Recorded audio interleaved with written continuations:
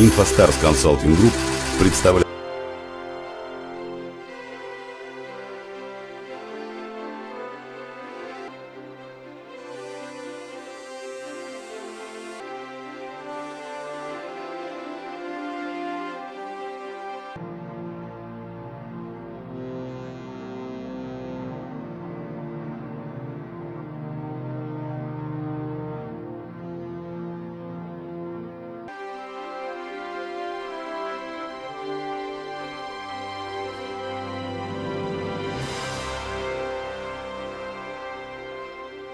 The episode was first reported by China's national TV station, CCTV, but later on, no Chinese official report... Этот эпизод показали по центральному телевидению, но потом он исчез из всех государственных СМИ.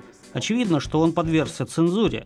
И, на мой взгляд, причина этого заключается в том, что китайские масс-медиа оберегают имидж первой леди Китая и не хотят представлять ее в невыгодном свете. Они поддерживают ее образ стильной женщины с безупречной репутацией. Но если вы посмотрите в китайские социальные сети, например, Weibo, то увидите множество комментариев на эту тему. Некоторые превратили это в шутку о Путине, другие выражают свою поддержку и даже любовь к Путину. И, конечно же, есть люди, которые недовольны его поступком. Так что реакция самая разная. Хотя государственные СМИ игнорируют все эти комментарии и реакцию людей.